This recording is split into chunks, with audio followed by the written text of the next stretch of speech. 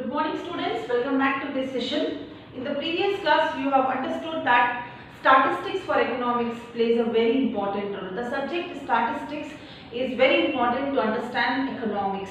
Our subject economics studies how the unlimited wants are being satisfied with a very limited resources, and this to understand statistics, to understand the term economics, understanding of statistical term, numerical terms becomes very important. So an art of household management, our subject economic is an art of household management. So to manage all those household crises, the subject economics plays a very important role here with the statistics. So statistical, I just discussed that how statistics helps to study the subject economics, because all economic problems like unemployment, illiteracy, population, ignorance, inflation, all these are our economical terms.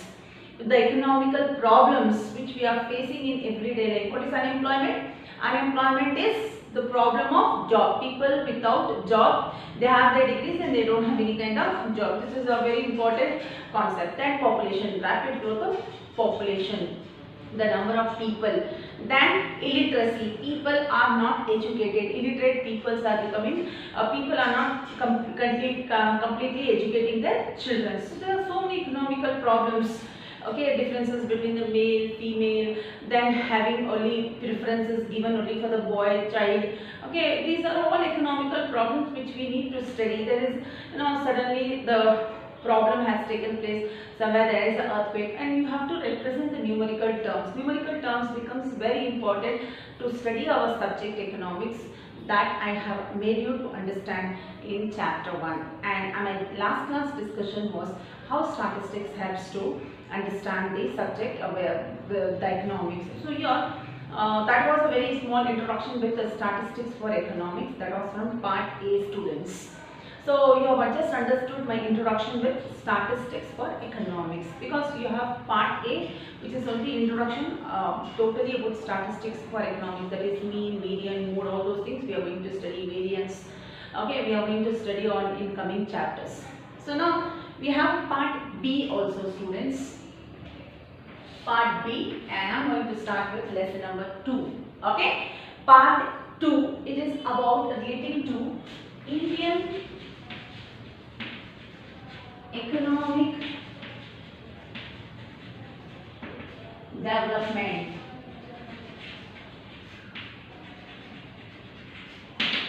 Indian economic development, it is about our Indian economy. So since from before independence.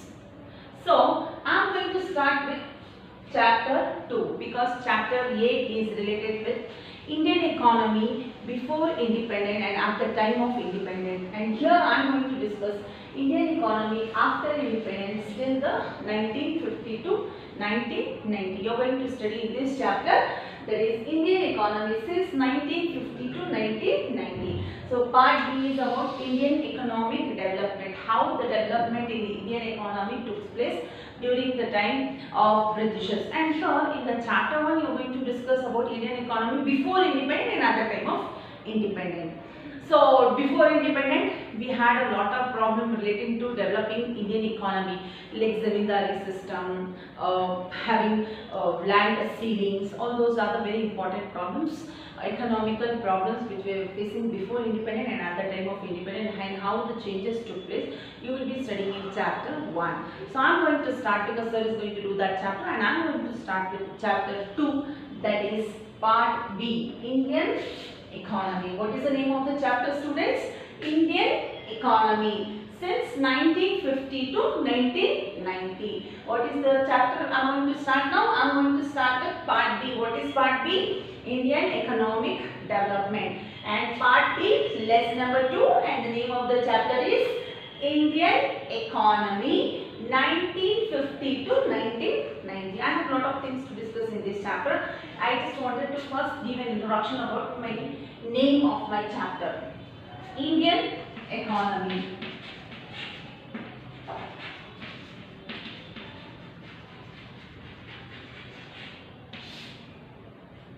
All my first PSC students should understand the concept of Indian economy very clearly. Indian economy So economy is what? An economy is a condition. A condition, or it is a session where people try to earn their livings. Where the people try to earn their livings. An economy is a session where production, okay, consumption,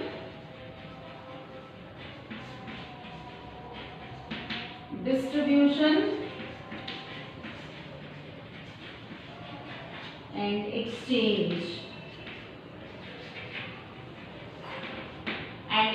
of goods and services takes place. What is an economy? Let us understand very clearly. Indian economy means it is a session where the people try to earn their living, or it is a condition in an economy people try to earn their livings. What is going to happen in Indian economy?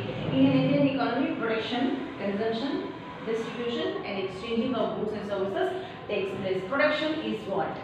Production of goods and services. How? The goods are being produced in an agricultural sector, industrial sector, service sector. Services, the service of a doctor, the service of a teacher, the service of a lawyer. So that is called as production of goods and services.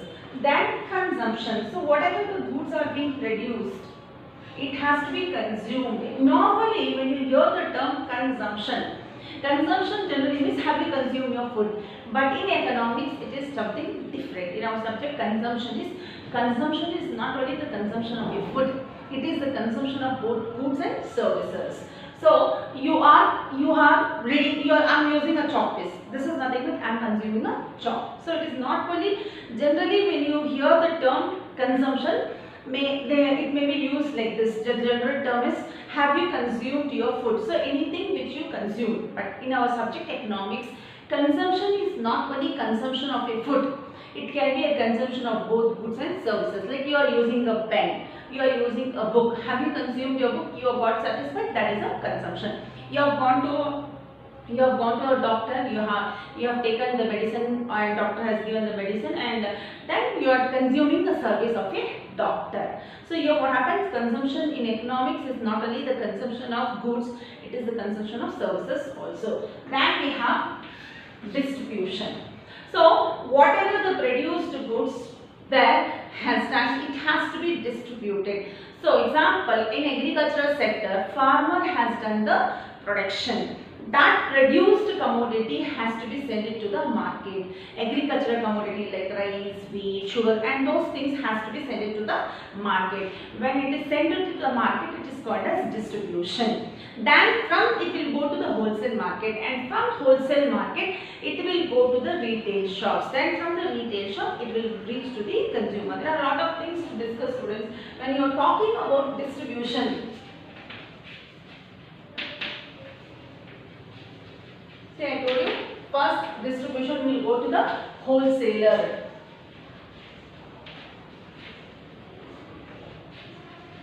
Then retail. Then it will go to the retail shop. Then from retail shop, this will come to the consumer. So in this way distribution will take place. There is a channel here. Okay. From distribution from agriculture, you can just talk about distribution from agricultural land. Then from agricultural land to the wholesaler, from wholesaler to the retailer, and then to the consumer. In this way distribution is also which is taking place in the economy. Then exchanging of goods and services. Whatever the produced goods are there, whatever the services are there, it has to be exchanged, and that is exchanging from one place to another place. In this way, in the economy, production, consumption, distribution and exchanging of goods takes place. So you have to know this economy, because you will this concept will continue for your second PUC also. What is an economy? An economy is a condition, or it is a session where it is a mechanism where the people try to earn their livings. What is an economy? Where the people try to earn their livings. In the sense, when you wanted to live, you need to earn. Why you need to earn? If you earn, you will get the income. If you get the income, from that income, you will purchase the goods and services. With the purchasing of goods and services, you are consuming that goods and you are consuming that services. And when you are consuming that goods and services, you are getting satisfaction. So in this way, people, when you wanted to, all of us, let us not go with total people, all of us, when you wanted to live, in the sense, when you wanted to live in this world, you need to earn. It is not only if you earn, well, you will live. Why we wanted to earn is to survive. We want goods and services. Goods and services are not available freely in the market. What you need to give, you need to give the money for that goods and services. How will you get the money? You have to earn. So you have to work, and if you work, you will get the income. So in this way, when a person wanted to live, he has to, and by purchasing goods and services, you are consuming that, and finally you are getting satisfaction. So in this way, what is an economy? Economy is a session where the people try to earn their livings, then where production, consumption, distribution and exchanging of goods and services will take place.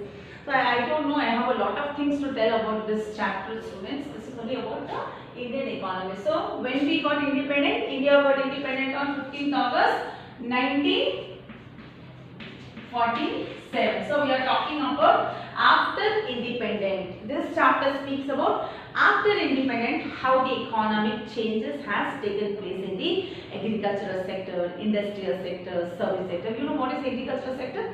Production of goods and services. What is industrial sector?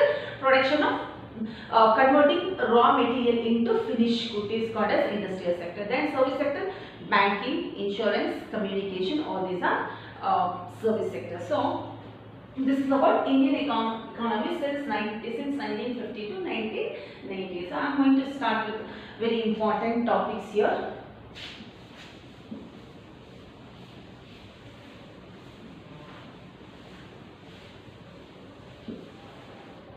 Now I have the first thing to discuss here is planning. What is planning? Everyone has plan. It is not planning to go for a movie. Okay? Planning. Okay, here we are talking about economic planning because Indian economy since independence. So, planning is an economic action.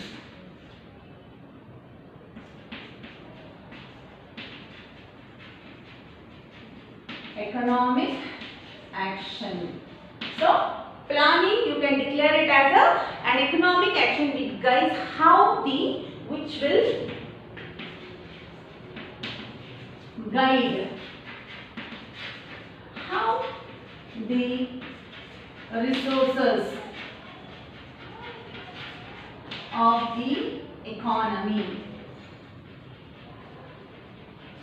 should put for the different users. So what is planning? Planning is an economic action which guides how the resources of the economy should have to put for the different users. So planning should have some definite aim. Planning should have some definite goal. This is also a very important thing. When you have planning, you should have definite goal, and you should have that particular goal with specified objective which has to be achieved within a specified period of time. And here we should have a goal and we should have a specified period of time.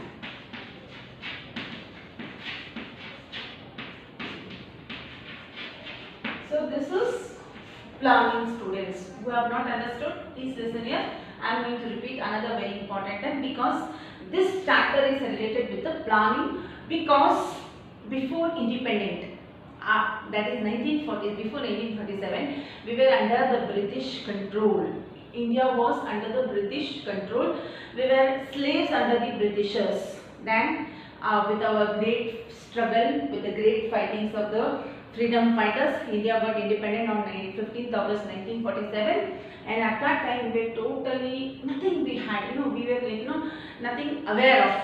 Then planning started. So our first Prime Minister Jawaharlal Nehru, he made planning, this 5-year planning. Then planning started. So before I start the planning, what is planning you should know. I will just make you to understand here. Planning is an economic action. What is the planning? Planning is an economic action or an economic action which guides how the resources of the economy have to put for the different uses, and planning should have some definite goal, and that goal has to be achieved within a specified period of time. Fine. You have a planning, you have taken your first PUC admission. So you have a goal, you have made a plan. You can just compare the planning with yourself.